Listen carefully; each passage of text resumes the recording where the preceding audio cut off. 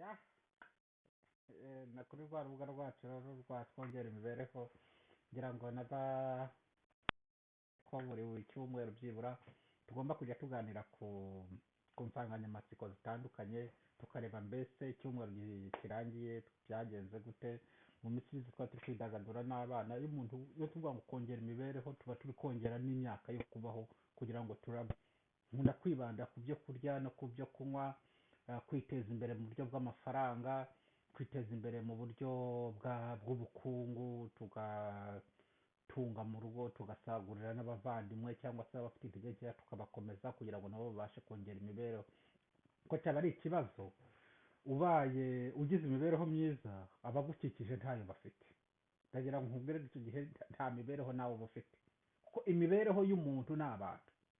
Uyu munsi insanganyamatsiko turaganira mu imibereho y'umuntu ni abantu, ubuzima bwiza ufite bubaye bukugirira umumaro wowe wenyine gusa n'abana bawe n'umugore wawe, ntekereza kuko muri uwo muryango uba urimo cyangwa se muri iyo sosiyete ubu ugiye kuba ikibazo mu bandi, aho gushishikariza abandi kubagezaho imibereho myiza. Uyu munsi turagana kujya ngo imibereho, kimwe mu bintu bishobora gutuma abantu babana neza ni ukuba umumaro w'abandi, umumaro mu bandi, umumaro mu bandi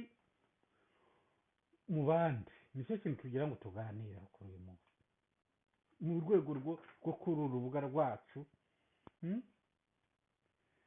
Ngende umupasiteri murabizi kuko ngira n'urundi rubuga bita bohoka wisanzure. Uru rwo ntabwo ari n'urubuga, ni nk'itorero, ahantu duhurira abakristo tukisanzura tukabaza ibibazo tukungurana ibitekerezo. Uru nguru narwo ni urundi w'ibyo hano, ibyo duhura nabyo hano mu isi, ibyo duhura nabyo hano mu isi muri uyu mubiri wacu tubamo, kuko uyu mubiri wacu njya nkunda kuvuga ngo ni urusengero rwa Kristo, kandi uyu mubiri wacu uramutse utareberewe neza twazagirana ikibazo n'Imana n'abavandimwe n'abadukomokaho. Hari umugani mu kinyarwanda bajya baca bakavuga ngo ushaka kuba ikibazo mu muryango araga abana b'urubanza rwamunaniye. Ushaka kuba ikibazo mu muryango, wenda nshobora kuba nkuciye nabi, abantu bazi ikinyarwanda cyiza bazankosora, ariko ushaka kuba ikibazo mu muryango uko byagenda kose uramutse usigiye urubanza rwakunaniye abana bawe bagukomokaho, basigiye umuzigo uremereye. Uyu munsi rero ndavuga ngo umumaro mu bantu,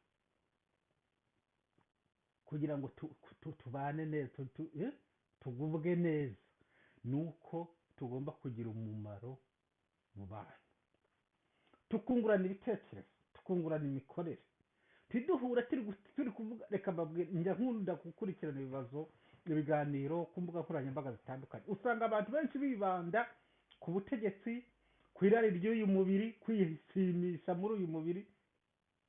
Ibyo ni ibintu bishobora kuza nko kunavuga umurengwe cyangwa umudamararo, kuko kwishimisha mu mubiri ntacyo byakungura umuntu ushonje. Uvuze ngo waryamye amasaha 12 wagiye mu kabyiniro urabyina, wagiye kurya inkokora y'ururemara cyangwa ihene, ibyo nta muntu n'umwe wambaye ubusa byakambika. Ariko reka turebe mbe umuntu yaba umumaro mu bandi gute? Nakumarira iki? Wowe wamarira iki? Witegereza ko hari umuntu ugira icyo akumarira wowe ntacyo umaze. Yesu niwe wavuze muri Bibiliya, nkunda gukoresha ijambo ry'Imana, areba igiti kiratohagiye ariko akirebaho imbuto, aritegereza abona nta mbuto gifite, kandi ni igiti gitoshye kimeze neza.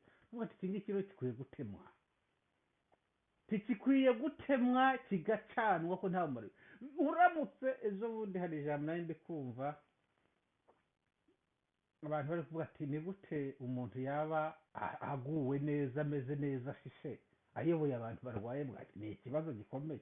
Kuba waba uri umutegetsi ukagenda mu modoka, ukagenda ku ipikipiki, mu bantu uyobora nta n'ugira n'igare, kandi abo bantu wenda nabo bakoboka bakagenda bafite amaguru ameze nk'ayo guteraho ibishyimbo bakakugurira iyo modoka, ariko wowe ukabaho neza, ntabwo ukeneye kubaho, kandi ngo ni wowe ujijutse. ni ikibazo cyaba gikomeye urumuri ruramutse rubaye umwijima, urumuri rwakamuritse mu mwijima ari rwo ruhindutse umwijima. aje ngo nandi kwigisha ijambo rivuga mu rusengero ngo ni gute wacana itara ukaryubikaho igitebo. Ni ijambo ry'Imana ni Bibiliya. Ugacana itara ukaryubikaho igitebo kugira ngo ritamurika, kandi ukwiye kuritera kandi uhirege. Rero umumaro turi kuganira mu rwego rwo niki nakumara we niki wamara. Umumaro w'umuntu mu bandi muri sosiyete aho twebwe tuba hano mu Burayi, ariko umumaro wa mbere, icyo dusabwa cya mbere hano ni ugutanga umusoro. Ikintu cya mbere dusabwa hano ni ntabwo ugomba, ntibashobora kukwemerera kubaho ngaho ntacyo umaze muri sosiyete. None se umuhanda ugendamo nawe ukeneye kubakwa, ugomba kuwugiraho uruhare. Amazi kugira ngo asakare mu gace utuyemo, imiyoboro y'amazi bahora bayihindura, nta handi imbaraga zigomba guturuka kuri wowe. Ntabwo uzicara mu nzu gusa uhora uvuga ngo ndwaye umugongo, ndwaye mu nda, ndwaye. Ugomba guhaguruka ugakora nawe ibyo wubatse wasanze abandi barubatse, nawe ukagira icyo wongeraho. Kuba umumaro mu bandi rero ni ukugira ngo uzane umusanzu wawe, tukongera imbere kugira ngo uzongere umubare w'abana bawe. Nuko ibyo wasanze iwanyu baragezeho, cyangwa igihugu cyawe cyaragezeho, cyangwa aho utuye baragezeho, ugomba kugira uruhare mu kubyongera kugira ngo uzasige aho hantu warahagize neza kurusha uko wahasanze. Kugira umumaro mu bandi, kubaho neza ntabwo ari ukugenda ukavuga ati okay, njye mbayeho neza, nambara neza, ngenda mu modoka nziza, ndya neza, ariko abandi, abo tuvukana, abo duturanye, barara bavirwa.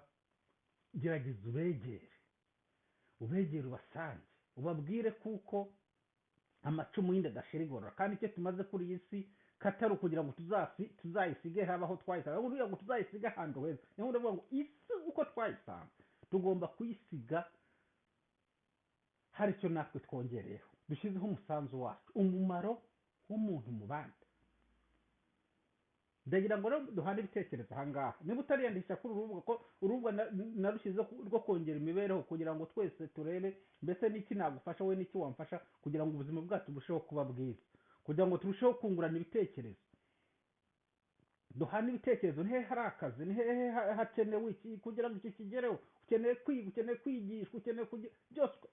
Reka mbabwire, hari ahantu nagiye gukora akazi hano mu Burayi, ngenda pe nta kintu na kimwe ngasobanukiweho, ariko kubera ko nari ndi kumwe n'abandi, intambwe ya mbere narayiteye gusaba akazi, maze kukageraho barambwira ati wowe gusa ni wowe dukeneye, ahasigaye turakwigisha.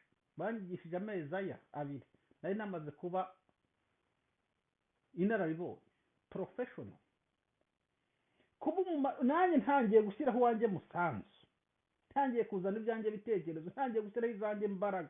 Rero kugira ngo tuzabeho neza, tuzagubwe neza, tuzarye twumve turariye turahaze, nuko tuzavuga ngo ntabwo kurya wenyine ugahaga ntacyo bimaze, ahubwo ugaburira abangahe. Mbese wowe ushaka kugaburirwa wateye iyihe ntambwe? Aho ntabwo uhora utegereje nzafashwa. Afurika, reka nze tuze kuri Afurika yacu, niyo ikunze gufashwa. Hano mu Burayi umuntu hano, kugira ngo umuntu umwenegihugu w'umurayi hano umuzungu uvuge ko afashwa, ubona ari kwirukira imfashanyo, agenda yikandagira. Ushobora kubimuha rimwe kabiri, ariko bwa gatatu akaba yamaze kumenya nawe aho ukura. Wamufasha rimwe kabiri gatatu, ariko ntabwo yakumva kwiteza ari ugufashwa. Aratera iyo ntambwe amenye aho ubwo bufasha buturuka. Hari umugani bajya bavuga ngo aho kugira ngo umuntu akugaburire ifi, yakwigisha uko bayiroba, ukigisha uko umuntu. Ubu rero turi kuganira ku ijambo rivuga ngo mbese, cyane cyane njya nkunda kuri iki kiganiro cyacu njya nibanda kuri bene wacu b'Abanyafurika, nanjye ndi Umunyafurika, twese turi Abanyafurika, kuko twebwe ni twebwe wagira ngo isi yaciriyeho urubanza, ni twebwe twiyemeje nko gusindagizwa cyangwa se twiyemeje guhora duteze amaboko, reka mba ariko mbivuga, kandi ngo dufite igihugu cyiza. Mu mwanya narindi hanze ahangaha ndi kureba ukuntu urubura rwatugose, ariko nanone wareba mu masoko yaho kandi nta kintu kihabura, ukavuga ati ahangaha buri wese yabanje gushyiraho umusanzu muri iki gihugu kugira ngo cyiyubake, igihugu kibe kimeze gitya kigira imbeho y'amezi 6, ariko ntuzigere na rimwe isoko ryaho uriburamwo ibyo kurya n'ibyo kunywa, kandi ibiciro bidahinduka, ibiciro bidahinduka. Rero kuri iki kiganiro kugira ngo tuzagubwe neza, reka nigire muri rusange nk'abanyafurika, ni uko twese tuzazana ibitekerezo byacu bitandukanye, bwa bwenge Imana yaduhaye, umuntu ntazire intege nke ziwe, ahubwo izo ntege ziwe tumusindagize mpaka tumugeze ku bikomeye. Nk'uko umwana atangira gukambakamba ukamenya ko agomba guhaguruka, ukamushakira akantu agomba guhagurukira, ukamwereka ukuntu agomba gutera intambwe, niko n'umunyantege nkeya tukwiye kumufata, niko tukwiye gufashanya. Twese buri wese afite intege nkeya, kandi reka mbabwire, mujye muza duhana ibitekerezo kwa runo rubuga. Ni gute umuntu yaba umumaro muri bagenzi, tudakoresheje amayeri, tudakoresheje amanyanga, tutarebye isura, tutarebye uburebure, tutarebye ubugufi, tutarebye amashuri, tutarebye hano mu Burayi upfa kuba uri muzima gusa ufite amaboko n'amaguru n'umutwe bikora neza. Iyo niyo diplome ya mbere. Mwumva ibihugu byarakize, abo bafite amashuri bafite ibyo bakora, ariko nawe utarabigezemo ufite umurimo wawe ugomba kugutunga kandi ukabaho neza, ugahahira hahandi dogiteri ahahira. Kuba umumaro mu bantu ni ikibazo gikomeye. Muri twe tubaye turiho neza, titugirira umumaro abarara rwa ntambi, ahubwo tukabarushaho kubikoreza uwo muzigo kugira ngo ubuzima bwacu bukomeze bube igitangaza. Uyu munsi rero ku rubuga rwacu tujya duhanaho ibitekerezo rwagubwa neza, kugira ngo twese ugubwe neza nanjye ngubwe neza. Impamvu nza kubaganiriza ahangaha kuri uru rubuga ni uko njya mbona ko kubaho neza bishoboka. Namaze kwitegereza mu myaka mfite itari mike n'ibihugu maze gucamo, nasanze nta hantu umuntu atashobora kubaho neza. Ahubwo reka mbabwira, burya akatagurutse ntikamenya iyo bweze. Ushobora kuvuga ati ndi kubivuga ko ndi hano mu Burayi. Hano mu Burayi hari abantu baba hanze bakicwa n'imbeho, bakagira ibibazo bitandukanye. Ntabwo ariko bose mubabona bagenda bambaye uruhu rwera, ntabwo ariko bose babasha gukoresha imbaraga zabo kugira ngo baje kugira ubuzima bwiza. Hano rero ku rubuga rwacu rwagubwa neza, naje kubaganiriza ijambo, kandi namwe mumpereze ibitekerezo. Ni uruhe ruhare umuntu, niyihe ntambwe umuntu yatera kugira ngo abe umumaro w'abandi, mbe umumaro wawe nawe ube umumaro wanjye. Ntawe ukwiye kwicara yipfumbatse ategereje ngo reka mpamagara Imana mpaka ejo. Hari umuntu wigeze uduhereza ikintu n'uyu munsi njya ngifata nk'amakabya nkura, ariko ntabwo yaratubwiye ati Imana yigeze kuza yikoreye umufuka w'ibigori ngira wuzanira wutura umufuka ngiraza, ariko yari amakabya nkuru ngira kwandi nko uryoshya ijambo ry'Imana. Uretse ko ibyo ngibyo nabyo ntabwo twe kujya tubyemera. Abantu bakwiye kujya batwigisha ibintu bifatika, ibintu bidufitiye umumaro. Umuntu azajye hariya abe mu musozi yirwe ngo ategereje ko Imana izimwe yikoreye ibigori, ntabwo bishoboka. Kuba byonyine Imana yaraguhaye imbaraga nicyo kintu cya mbere. Imana iramutse iguhaye imbaraga ikakurinda uburwayi, cyangwa ubwo burwayi bwaza ikaguhereza uburyo bwo kubuvuza ugakira ukaba umeze neza, witegereza kuko hari ikindi kintu kirenze kuri ibyo Imana iguha, nutabibyaza umusaruro ubwo buzima, izo mbaraga ufite uzabona biri kuyoyoka, biri kugupfira ubusa, kandi wakagombye kubibyaza umusaruro abakureba, abagukomokaho, abo muturanye bose ukabagirira umumaro, kandi ukabigisha nabo kwigirira umumaro. Nigirira umumaro, nkugirira umumaro, nawe ungire. Twese abantu ni magirirane, tube magirirane. Niba uri umunyeshuri, gerageza ufashe umunyantege nkeya kugira ngo asobanukirwe ibyo adasobanukiwe. Niba uri umucuruzi, gerageza urebe uri gutangira, umukomeze ntumuce intege. Buri muntu wese ashyigikire mugenzi we mu byo akora, cyane cyane twiteza imbere, kubera ko nitugira umuntu naba umumaro wa mugenzi we, izi ntambara za hato na hato ntawe zizaturuka. Impamvu mubona intambara ziri hirya no hino ni ukubera ko hari abantu bashaka kuba umuzigo w'abandi. Umuntu agashaka kuba umuzigo w'abandi, agashaka gutungwa n'ibya rubanda.